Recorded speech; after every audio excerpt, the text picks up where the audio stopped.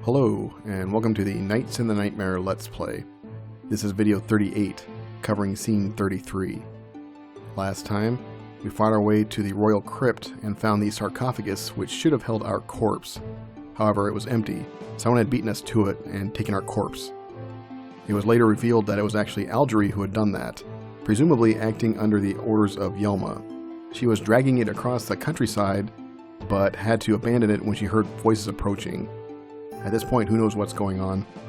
We're still in the cemetery and have been attacked by monsters, so let's clean them out. Here we go. Not a lot going on in this map, really. First empty spot, I go ahead and throw in Hilgard, one of our duelists. The second empty spot, I throw in Fritz, a warrior of ours. Fritz has a pretty good attack and chaos phase, so I want to take advantage of that. Let's load up some key items. We've got one for an NPC, Myra, wants her candles. And there's a hermit on the map, Natalie, and we'll be able to recruit her with this fine hair clip. That leaves two spots open for weapons. Let's throw something on for Hilgard. And something for Fritz. That Hell's Edge axe is going to be used quite a bit in this round, but notice how long it takes to charge. It takes an eternity.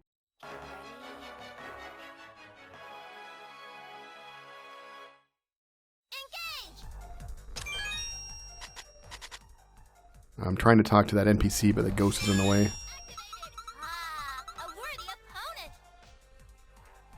Okay, Peach is still in the area, fluttering around.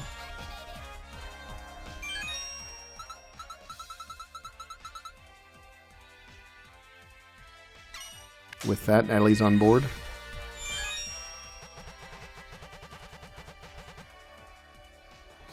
General Reinhardt was a Lance Knight we recruited back when we fought Gunther. He was actually killed by Gunther.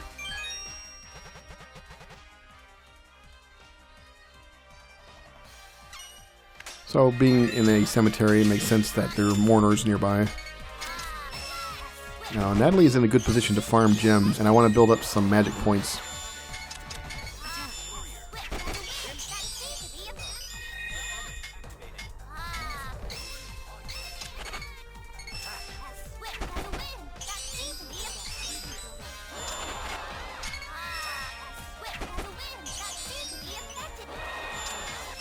Alright, let's move Hilgard into position.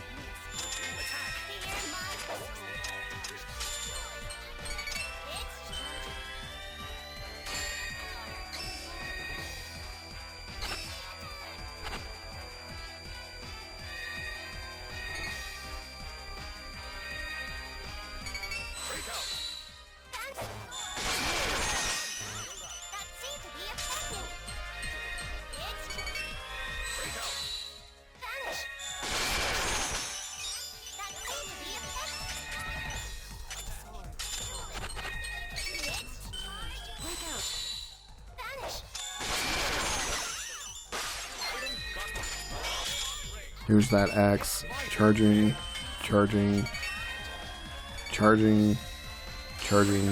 There we go.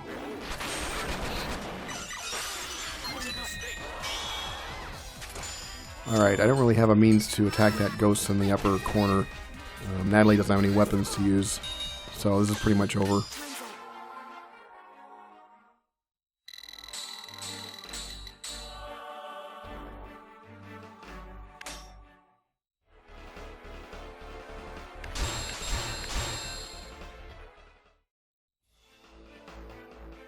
With Natalie recruited, I'm going to go ahead and pull her out, but I'm going to throw in one of our permanent hermits, Francis. She can take her place.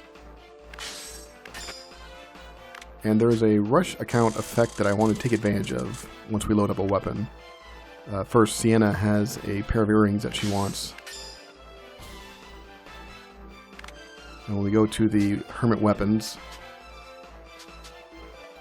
the jackknife, which we've used several times now and has come quite handy. There's a rush count effect of 14 that I want to take advantage of. If we hold down the D-pad on this part of the screen, it'll give us the effects that are active in this round.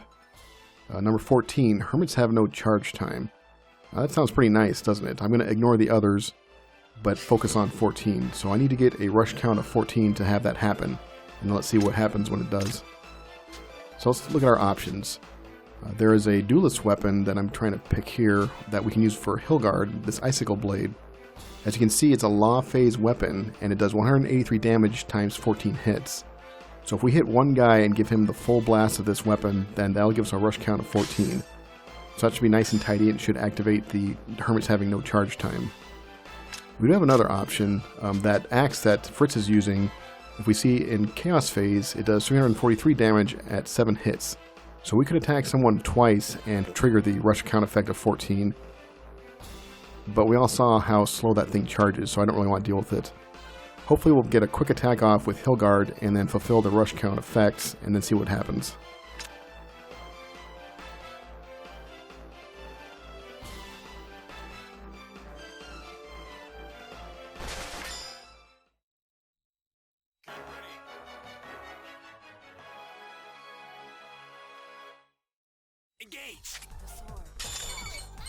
So I need to hit one guy and one guy only. Alright, all blows landed. There's the effect. And, yep, she's charged instantly.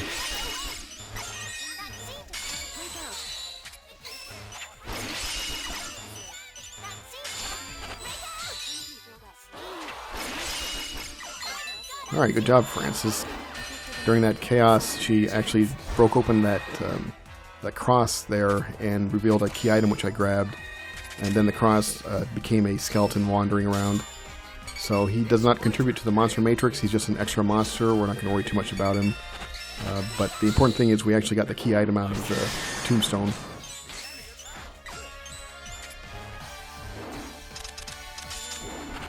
It's my turn, eh?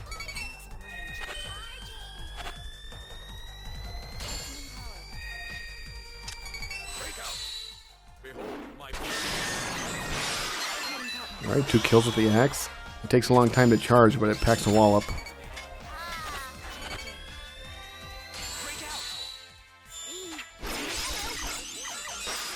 Down goes the ghost, so the only enemy left is that skeleton who doesn't really do jack shit for me anyway. Let's deliver this key item.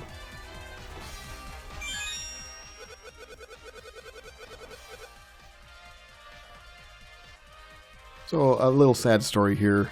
She's mentioning the other NPC, Myra. Apparently they've both lost someone and visit the cemetery often.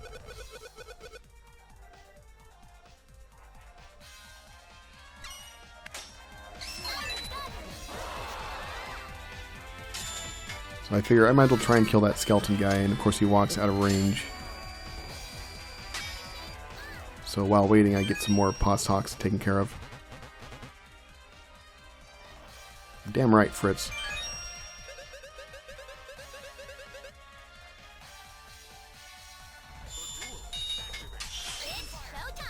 And the skeleton has wandered even further away, so I decide, fuck this.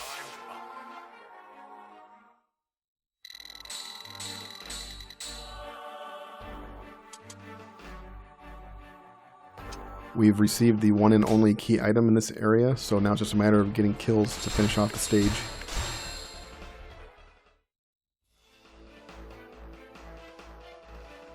Now, there are a lot of other objects on the field, but none of them contain key items, only that cross tombstone that we busted. There's some fallen branches and a bridge, and all those act as flooring, so if they were to be destroyed, then any monsters traveling that path wouldn't be able to get past. However, like I said, they don't contain key items, so I don't really pay them a lot of attention during this round. It's my turn, eh?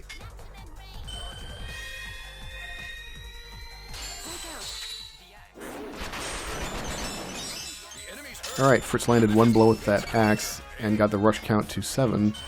He's swinging again, let's see what happens. Alright, rush count of 14, and sure enough, it reactivates the rush count effect. I don't really capitalize on it as well as I did last time.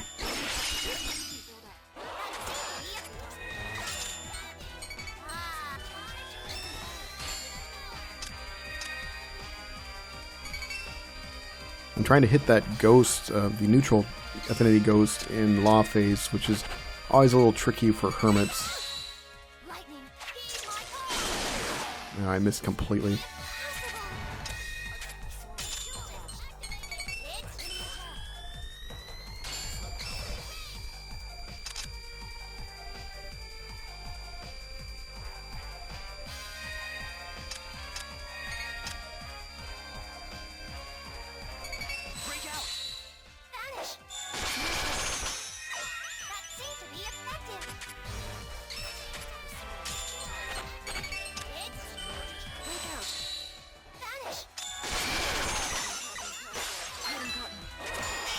Alright, good job, Hilgard. We don't have any magic points right now, so I need to farm gems.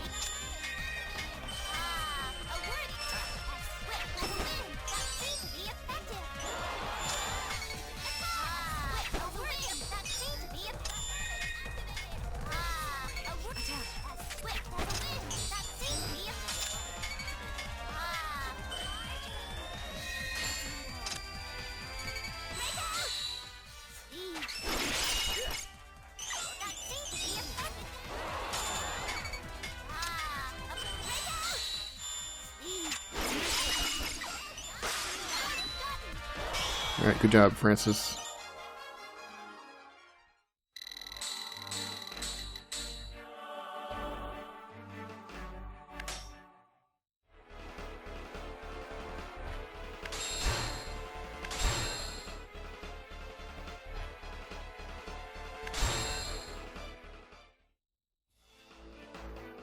So it looks like the cross tombstone has come back, but there's only a weapon inside. That bridge is about to be busted, but we need a warrior to do it. Same with the splintered tree here, which is acting as flooring, and over here. So any warrior attack will destroy those completely, and then they won't function as a bridge anymore. So this wolf that'll take that pathway, he won't be able to complete it if we destroy that bridge, or that branch between him and Fritz. So I can help protect Fritz, because of course the wolf enemies will pounce on their face if they see a knight charging. So we can destroy it and, like I said, isolate Fritz away from that wolf. As long as we break it when the wolf's on the correct side of it, of course, but what kind of a frickin' idiot would do it the wrong way? That's pretty laughable.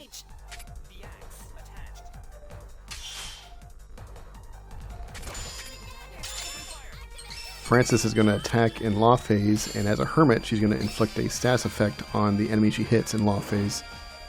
Since it's a lightning affinity dagger, she's hitting that wolf there, and he's now shocked, which means he will travel slower across the field, and he won't attack until the duration's up.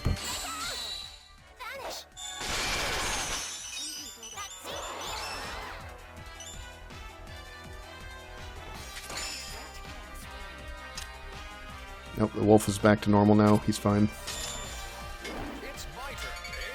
Charging up Fritz, and uh-oh, the wolf sees him. I have to abort the charge, and... oh, shit. Yeah, there went the bridge. Alright, so the wolf is now trapped on the side with Fritz. Shit. It's my turn,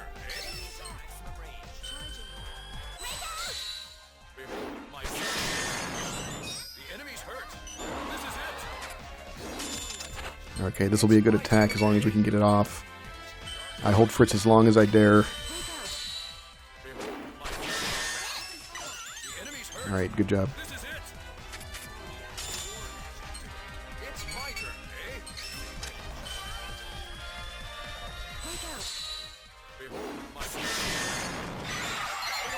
Alright, good job. Fritz took them both out and actually promoted the wolf to a final enemy when he killed the tree monster. So that's a wrap.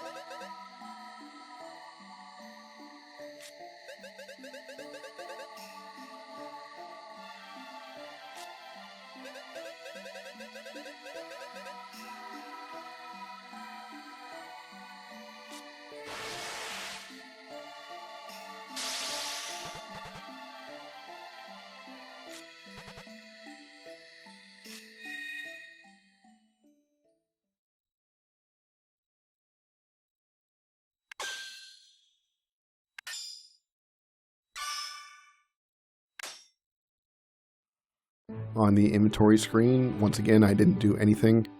I have to admit, this is going to bite me in the ass before too long, where you have quite a few knights that are getting lower and lower in vitality, and I keep putting off transouls because I don't like doing it. We're not in dire straits yet, but there's going to come a time when I'm forced to do several transouls at once just because I put it off for too long.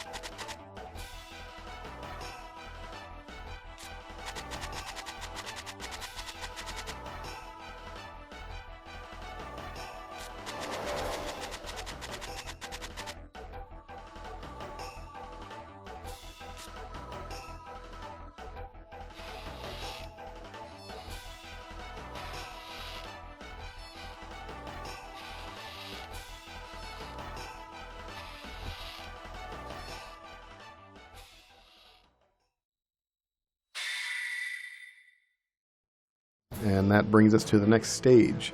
Looks like we have a boss fight against a souped-up Vilgo. Remember, Vilgo was described as the leader of the Mies, or the Westkin. Looks like an interesting map. There's some twists and turns in it, but we'll settle that next time. For now, let's take a look at what we've just seen. During the flashback, we were told in no uncertain terms that the Westkin, aka the Mies, the same thing, they're on the outs with the gods. And that's because they erected a tower which pissed off the gods. Their punishment was to have everlasting decay with no final piece of death, which is a pretty horrific fate, isn't it? They get to watch their body rot while they're still stuck wandering around the earth. I haven't mentioned this too much in the videos, I don't think, but there's a lot of borrowing of the Norse mythology in this game. I'm not super familiar with Norse mythology, unfortunately, so I haven't commented too much about it. However, this story reminds me more of the Judeo-Christian story of the Tower of Babel, in which, if I remember right, maybe I should look this up first, huh? If I remember right, the people of the earth were building a tower to reach the heavens, and God or Yahweh or whoever didn't like that for whatever reason, and for that reason he scrambled everyone's languages, and that's the reason why there's multiple languages on Earth today. I'm probably getting this wrong. My point being, though, this is reminiscent of the Tower of Babel to me. These Mies, the Westkin people, built a tower, pissed off the gods, are now being punished for it. In the flashback, we also saw, of course, Vilgo mentioning this. As time passes, our bodies continue to rot away. And he feels nothing but hate for the Asgard, the gods in other words, punishing us. And he also has hate for the kingdom that oppressed us for so long. Well, guess who that is? That's our kingdom, the Glevnir kingdom. So we have kind of a pattern going here, don't we? The Tiamats are also ostracized and marginalized by the Glevnir kingdom. The story is that this kingdom came in many years ago and basically took root and pushed everyone else out. This is, of course, way before Wilmgard's time, and in fact, Wilmgard, to his credit, has been taking steps to try and fix this. Remember, he betrothed his own son to the Tiamat princess, Alier, in an attempt to create a blood tie to the two races. Vilgo goes on to say that he has a burning hatred that only grows stronger every day. It's the only thing that's keeping him going. And who should come but, of course, Yelma. Yelma, of course, follows her MO, which is she meets a new person and immediately thinks, how can I use this person? So she gave him some power to hopefully take out the king for her. We also saw Pish flying through the countryside, so yep, she's still skulking around. Then later we saw a group of Tiamats. We've got some Tiamats on the screen here. That little girl, the horned girl that was in the previous cutscene, has a name now. And it fucking sting. I don't know how to say this word. I'm going to go with Sakchito, and I'm sure that's wrong, but sorry, I don't know how to fucking read that. Anyway, Sakchito is saying, be careful, the body is likely to be guarded. So they are aware of the corpse, and they want to grab it for themselves. She says, in any case, we have to be prepared for high casualties. Now remember, the Tiamats are a dying race anyway, so there's few of them in the first place, and they're willing to sacrifice themselves in order to get this corpse. Whoever lives has to take it to Alier. Finally, we run into the souped-up Vilgo, who's waiting for us, the king of the old castle. This must be overwhelming for him. He hates the kingdom, he hates it, and of all things, the king is out by himself as a wisp wandering around in his land. What a perfect opportunity to take revenge. So Vilgo must be just completely giddy by this point. I guess we'll see how it turns out. And thus we have our boss fight. We'll deal with him next time. It's really a sad story, isn't it? He's just bound by hate. King Wilmgard had no direct part in Vilgo's downfall. But it doesn't matter, he's the king of the hated kingdom, so of course he's the enemy. Before we end this video, I wanted to point one last thing out. It looks like there's a hermit on the screen we can recruit. If we touch her with the stylus, we see it's Vishna. Remember Vishna? We saw her in the royal crypts, where she noticed Algerie was wandering around and thought she should follow her. That was the last time we saw her, and of course now we see her, she is dead. So something's happened to her. She died along the way trying to complete her mission. Maybe we'll get more of the story later. Thanks for watching, and I'll see you next time.